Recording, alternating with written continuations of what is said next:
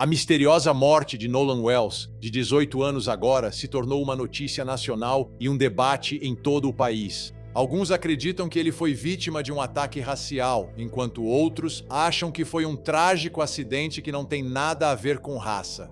A investigação está longe de terminar, mas hoje, o advogado da família de Nolan Wells, Benjamin Crump, anunciou alguns resultados preliminares de uma autópsia particular. Este patologista não pode descartar a possibilidade de que algum fator interveniente não acidental contribuiu ou causou a morte de Nolan Wells. Agora, testemunhas que viram o corpo de Nolan Wells revelam novos detalhes. Nolan foi encontrado de bruços, totalmente vestido. Enquanto isso, a investigação oficial sobre o que aconteceu na Horn Island em 4 de julho continua, já que um grande júri no Mississippi estaria analisando o caso. E agora, pela primeira vez, um dos amigos de Nolan que estava lá naquele dia está falando publicamente pela primeira vez sobre o que viu e o que ouviu. Todos esses novos desdobramentos agora alimentaram ainda mais o debate e levantaram ainda mais perguntas em torno da trágica morte de Nolan Wells. Essa agora é uma história que divide opiniões, a morte de Nolan Wells. E a pergunta é, isso foi um acidente ou foi um crime? Isso foi motivado por racismo ou são acusações infundadas? Neste episódio, vamos analisar algumas informações novas, incluindo os resultados da autópsia particular e as palavras de um dos amigos de Nolan Wells. Eu sou Vinnie Politan. Vamos investigar.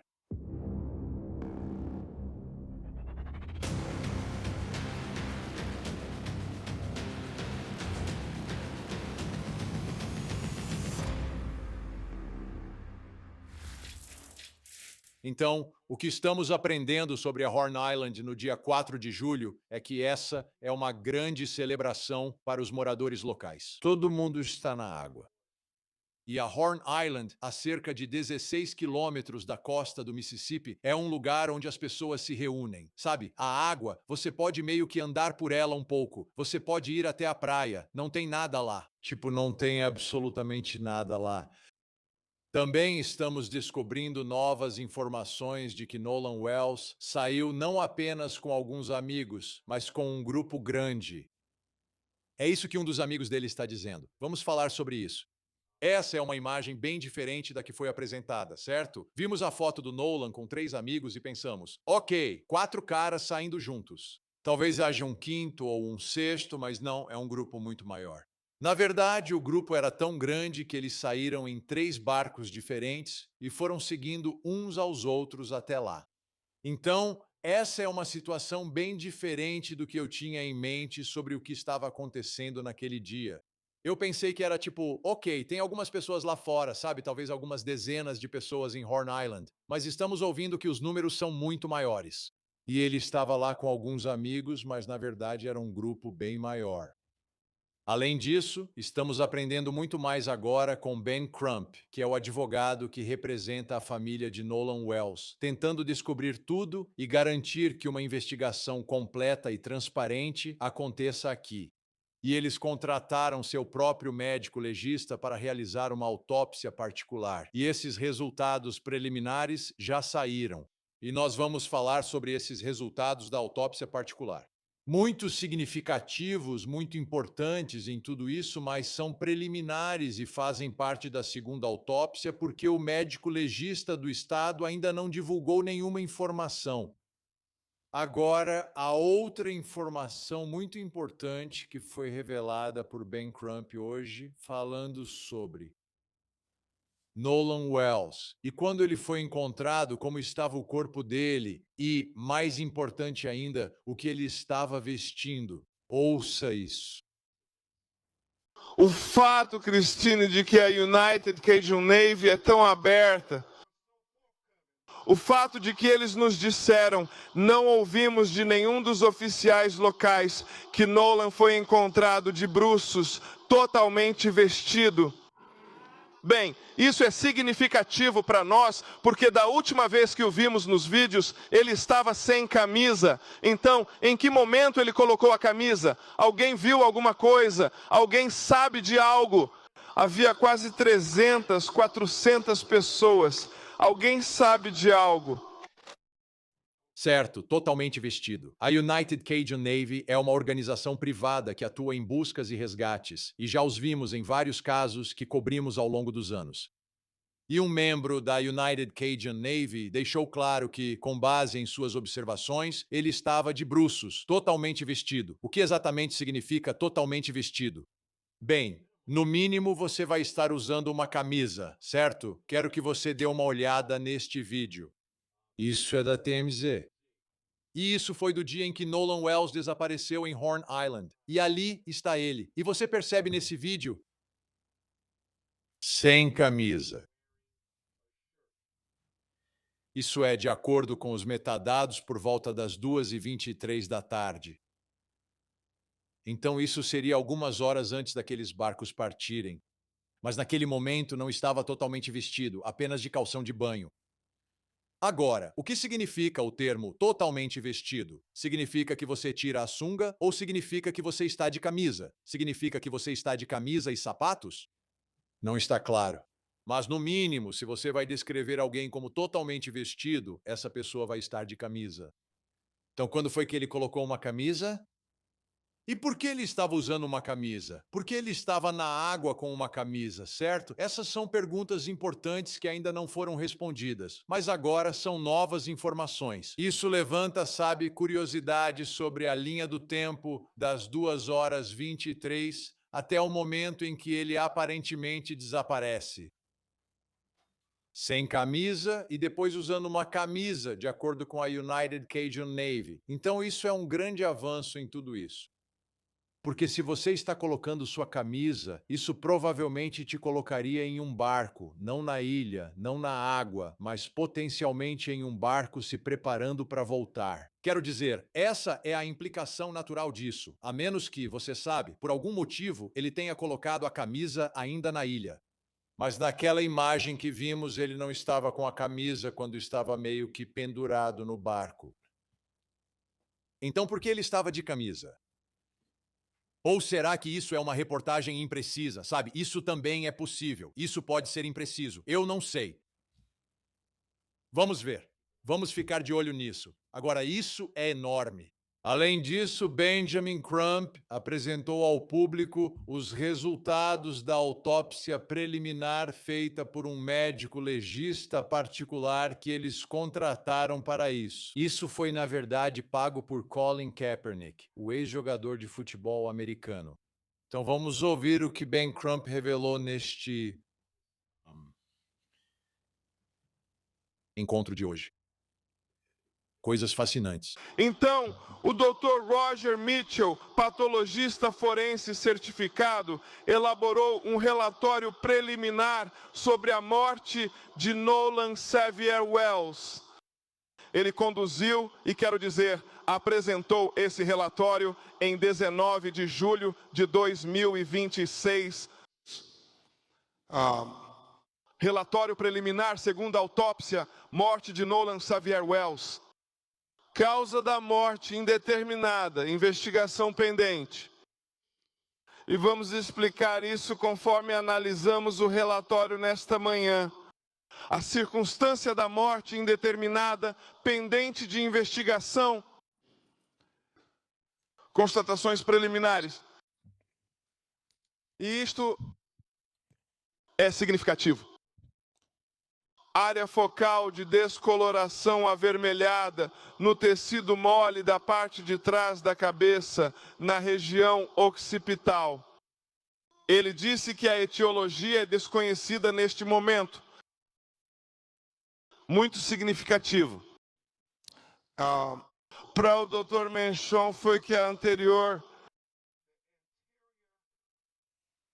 estruturas internas do pescoço estavam ausentes, não vieram com o corpo. E vamos explicar isso em um minuto. 2 pontos significativos aqui, certo? Então, há essa vermelhidão no tecido mole na parte de trás da cabeça, nesta área. Isso aparentemente não foi descoberto ou examinado na autópsia inicial pelo médico legista do estado. Isso de acordo com o médico legista particular, Dr. Mitchell. E então a área da garganta não foi entregue junto com o corpo. Parte da garganta ainda estava retida pelo médico legista do estado, o que pode significar que estão fazendo mais testes para ver se há algum tipo de lesão na garganta. Parte de Nolan Wells, enquanto há uma vermelhidão no tecido mole aqui atrás. Novamente, a origem disso não foi explicada. Ainda não se sabe neste momento, mas isso foi observado na autópsia preliminar. Vamos continuar assistindo.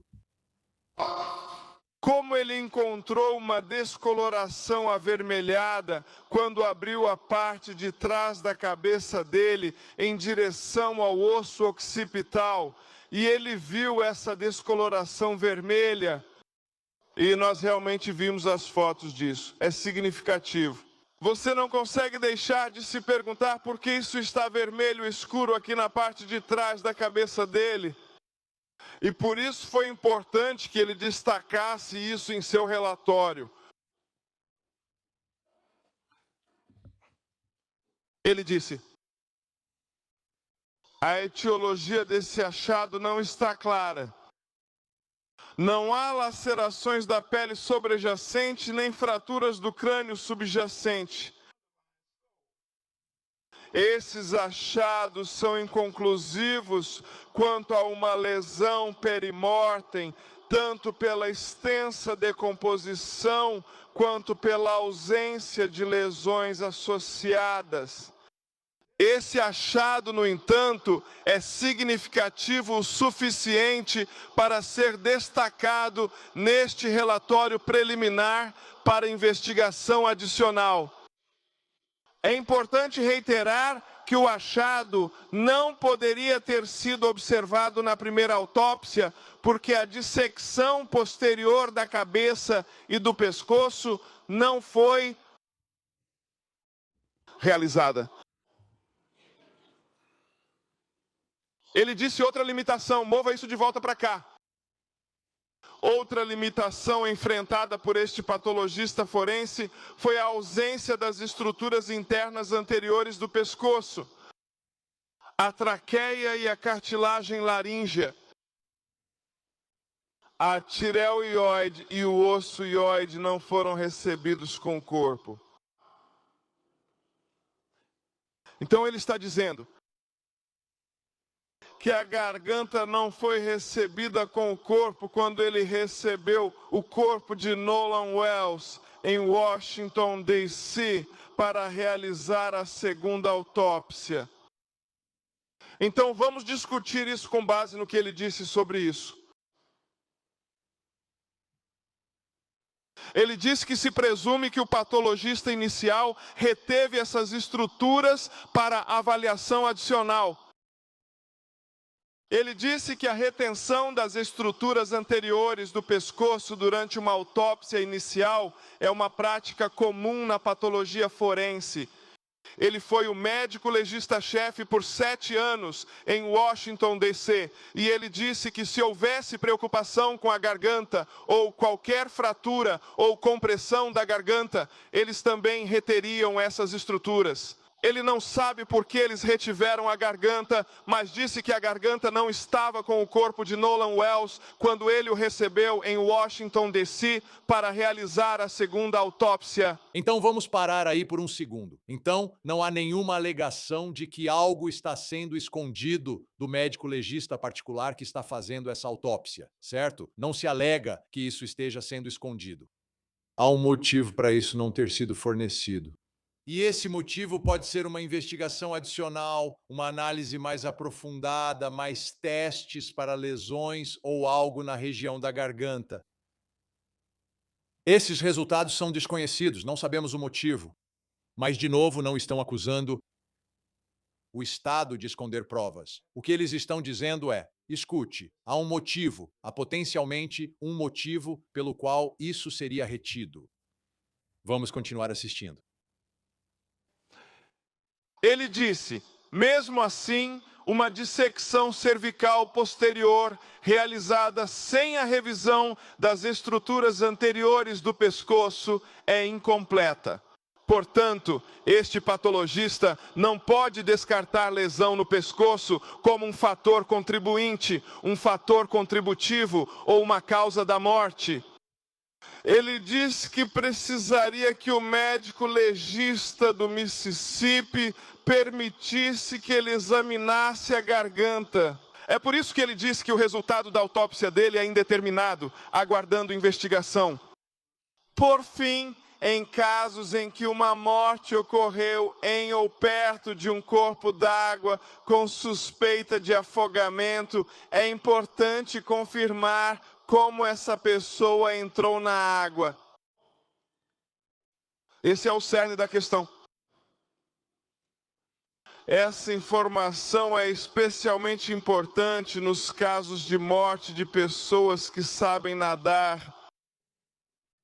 Como no caso de Nolan Wells, no momento deste relatório, este patologista forense não sabe qual é a condição de Nolan Wells.